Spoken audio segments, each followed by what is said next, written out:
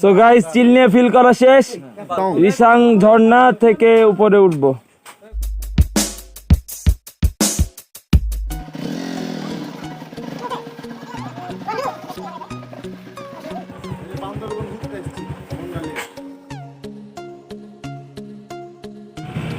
বিসমিল্লাহির রহমানির রহিম।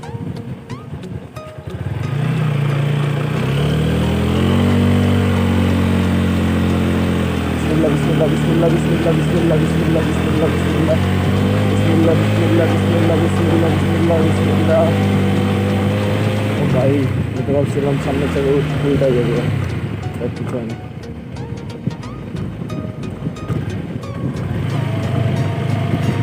ও বাপ রে বাপ, কি ধরনের দৃশ্য!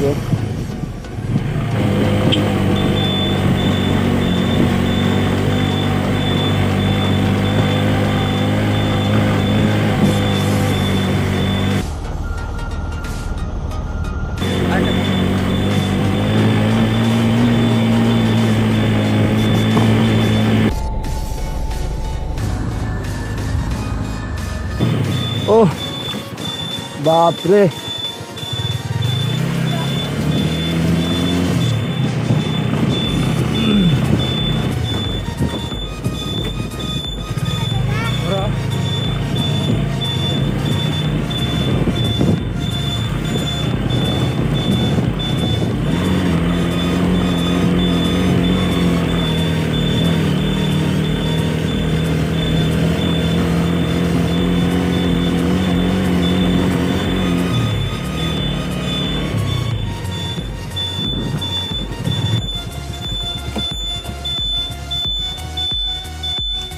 ওরে সুবহানাল্লাহ।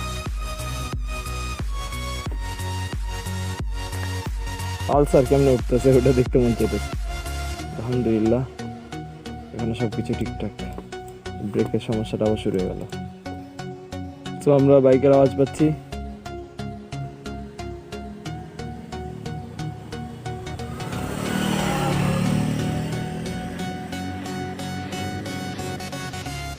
পালসার উঠছে, বিখ্যাত সেই বাইক। উঠ উঠ উঠ।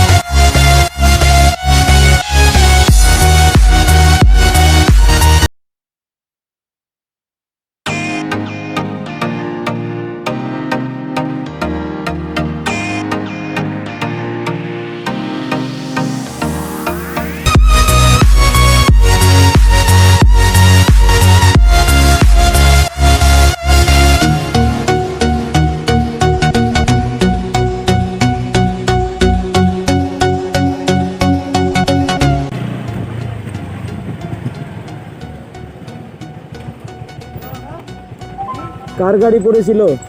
পড়েনি, এই লাস্ট মুহূর্তে যে দম ছেড়ে দিয়েছে এক গিয়ারে থাকার পরেও। যে ব্রেক করেছি তখন লোকজন ভিডিও করছিল সামনে থেকে, ওরা এসে বললো যে গাড়িটা এক গিয়ারে করে টানেন, আমরা পিছন থেকে ধরছি, নিউট্রাল করেন, সমস্যা নাই।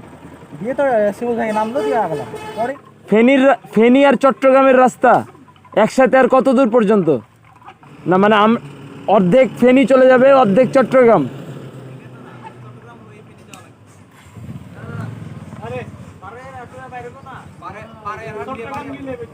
না না, চট্টগ্রাম যাওয়া লাগবে না তো, ফেনী ফেনী। আমি বলি মাটিরাঙ্গা পরে একটা জালিয়াপাড়া আছে, ওই জালিয়াপাড়া থেকে ডান পাশে যে রুটটা আছে ওইটি আপনার মেন রাস্তা। আর বাম পাশে? বাম পাশের রাস্তাটা হলো চট্টগ্রাম। আচ্ছা ভাই, থ্যাংক ইউ। এটার কত কিলো? এখান থেকে 30-35 কিলো ও তাহলে আরো অনেকক্ষণ আছে। জালিয়াপাড়া নামটা। আচ্ছা ভাই, থ্যাংক ইউ। জালিয়াপাড়া ডান দিকে বেনি আর বাম দিকে যে আপনার আচ্ছা, থ্যাংক ইউ। সো আমরা রিসাং ঝর্ণা থেকে বের হয়ে গেলাম। আর একটা জিনিস আমি খেয়াল করছি যে এই ট্যুরে এসে এটা আরও ভালোভাবে অনুধাবন করতে পারলাম যে এই ট্যুরিস্ট স্পটগুলোর যেসব ট্যুরিস্ট পুলিশগুলো আছে এরা বেশ ফ্রেন্ডলি টাইপের, অনেক মন খুলে কথা বলে, 2 লাইনের জায়গায় 5 লাইন বলে আমাদের সুবিধার্থে। ব্যাপারটা খুবই আমাদের জন্য সহায়ক এবং আমরা এটাকে খুব এনজয় করেছি। আর এই জিনিসটা আসলে আমার কাছে ব্যক্তিগতভাবে খুবই ভালো লেগেছে। আর আপনারা তো দেখলেনই রিসাং ঝর্ণার ভিডিও, আশা করি আপনাদের কাছে ভালোই লেগেছে। আর এখন যাচ্ছি আমরা আমাদের আর কোনো স্পট দেখার বাকি নাই। আলু টিলা তো আমরা গতকালকে দেখেছি, আর আজকে যেহেতু গতকালকে মিস করেছিলাম তাই ভাবলাম আজকে একটু দেখে যাই। দেখতে গিয়ে দেখি অনেক জোস, আর এখানে অল্প সময়ের জন্য না। আমরা ভাবছিলাম যে এখানে হয়তো 2-4-5 মিনিট দাঁড়ালেই, যেমন বৌদ্ধ মন্দির যেটা ছিল ওখানে আমরা গেছি, একটু দেখছি, আবার রওনা দিয়ে দিছি, এরকমই ভাবছিলাম। যার কারণে শাহিন ভাই আর রবি ভাই আর পিছনে ব্যাক করে নাই। তারা ভাবছে যে তার আস্তে আস্তে হয়তো আমরা এখান থেকে বের হয়ে যাব, কিন্তু গিয়ে দেখি ব্যাপারটা তেমন না যেমনটা আমরা ভেবেছিলাম।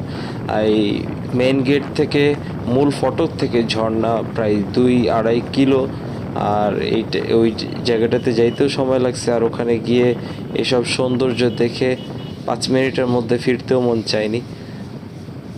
আর শাহিন ভাই আর রবি ভাই সামনে কোনো এক চায়ের স্টলে অপেক্ষা করতেছে আমাদের জন্য, ব্যাপক প্যারা নিয়ে। বুঝতেই পারছি তাদের কষ্টটা, আর তাই আমরা যাচ্ছি ওদিকে।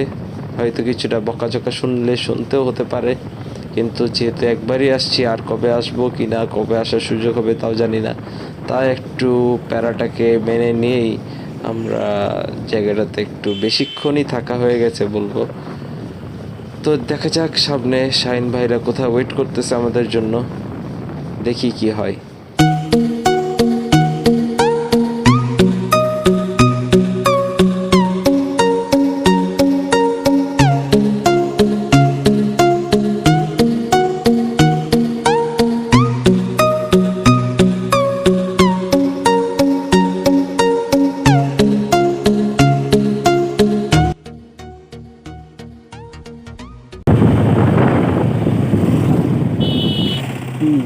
শাহিন ভাইয়ের মুখের অবস্থা এরকম কেন? মন খুব খারাপ। ক্যাচাল করছে উড়া দুড়া। এই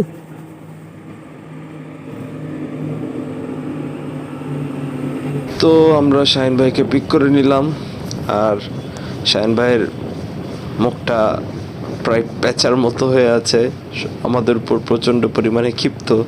আর আমাদেরও একটু দোষ আছে, কারণ আমরা ওখানে যে মোটামুটি ভুলেই গেছিলাম যে তারা আমাদের জন্য ওয়েট করতেছে প্যারা নিয়ে। ওখানে যে ওই ঝর্ণা, রংধনু আর এই পরিবেশে বাইক নিয়ে প্রথমবারের মতো এসে সবাই প্রচণ্ড পরিমাণ এক্সাইটেড ছিল। তো একটু চিল করতে করতে, একটু পাগলামি করতে করতে সময়টা একটু বেশি লেগে গেছে। তো শাহিন ভাই, যখন আপনি ভিডিওটি দেখছেন, আমি আপনাকে আবারও বলছি সরি সবার পক্ষ থেকে। তো এখন যাচ্ছি, এখন এই মুহূর্তে আমরা আমাদের রাস্তায় আছি। কিছু দূর গেলেই হয়তো আমরা বিচ্ছিন্ন হয়ে যাব। আমি চলে যাব ঢাকার দিকে, আর আমার সামনের 3 বাইক চলে যাবে কক্সবাজারের দিকে। আর আমার সামনের যে বাইকটা দেখতে পাচ্ছেন এটাই শাহিন ভাইয়ের বাইক RTR। শাহিন ভাই চালাচ্ছে, পিছনে পিলিয়ন হিসাবে বসে আছে খুব বিরক্তি নিয়ে রবি ভাই। যাচ্ছি আমরা, যেতে যেতে পথে কিছুক্ষণ পরে আমরা আলাদা হয়ে যাব। এই যে ব্যাপারটা ভাবতে একটু খারাপ লাগতেছে। গত 2-3 দিন আমরা বেশ এনজয় করেছি, বেশ বলবো না, খুব বেশি এনজয় করেছি, খুব বেশি মজা করেছি। আনএক্সপেক্টেড ছিল, আমি ভাবিনি যে এত এনজয় করতে পারবো, তার থেকে বেশি এনজয় হয়েছে। আর ট্যুর এখন পর্যন্ত সব কিছু আলহামদুলিল্লাহ খুবই ভালো। আর একটু পরে হয়তো আমরা আলাদা হয়ে যাব, তারা তাদের দিকে চলে যাবে, আমি আমার দিকে চলে যাব। আর একটু চিন্তা হচ্ছে, যেহেতু একা একা যাব, আসছিলাম একটা দলবদ্ধভাবে, কিন্তু কোনো একটা কারণে আমার যাওয়া হচ্ছে না কক্সবাজার। আমাকে যেতে হবে একা একা, আমি আর আমার পিলিয়ন ইয়াকুব, আমার বন্ধু, আমার সহপাঠী। আমরা চলে যাব আমার কালাচান 4V নিয়ে ঢাকার দিকে। অ্যান্ড ইচ্ছা তো আছে ঢাকায় ব্রেক না নিয়ে একদম চাঁপাইনবাবগঞ্জ চলে যাব। দেখা যাক শরীরে যদি কুলায় আর আল্লাহ যদি সহায় হন তাহলে হয়তো যাব, আর যদি না কুলায় তাহলে হয়তো ঢাকায় থেকে যাব, রাতটা ঘুমিয়ে পরের দিন সকালে রওনা দিব। আর আজকে হচ্ছে বৃহস্পতিবার, দেখা যাক কি হয়, কি আছে ভাগ্যে। আল্লাহ, এই পথটা অতটা সহজ না এবং সোজাও না আর ছোটও না। এটা একটা বড় একটা এক্সাম মনে হচ্ছে আমার কাছে। তবে ইনশাল্লাহ মনোবল আছে, ইচ্ছা শক্তি আছে, আমি যেতে পারবো, আমি যাব ইনশাল্লাহ, কোনো সমস্যা নাই।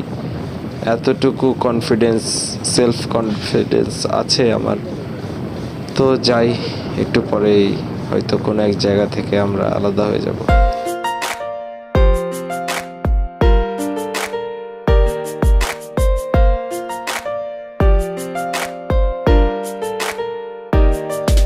মুহূর্তে আমরা গুইমারাতে আছি, খাগড়াছড়ি জালিয়াপাড়া, গুইমারা, খাগড়াছড়ি। আর সামনে হচ্ছে চট্টগ্রাম, আর এদিকে হচ্ছে ফেনী। আর আমাদের ট্যুর, আমার ট্যুর বেসিক্যালি আমার ট্যুর এখানে শেষ হচ্ছে। বাইরে যাবে এখন কক্সবাজার, আমি চলে যাব ঢাকা, ঢাকা থেকে চাঁপাইনবাবগঞ্জ। তো আলহামদুলিল্লাহ সব কিছু ভালো ছিল এই পর্যন্ত। আশা করি ঠিকমতো বাসায় পৌঁছাতে পারবো। তো ভাই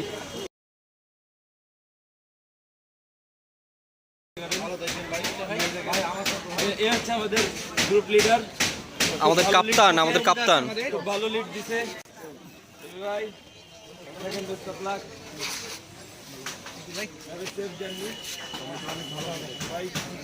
আপনাদের দেখা হবে ইনশাআল্লাহ, কি হবে, ফিল হবে, শেয়ার ইট হবে, সবকিছু হবে, মিও হবে। তো ব্লগটা এই পর্যন্তই, আশা করি সবার ভালো লাগছে। ওকে, দোয়া করবেন, ভালো থাকবেন, সুন্দরভাবে যাবেন।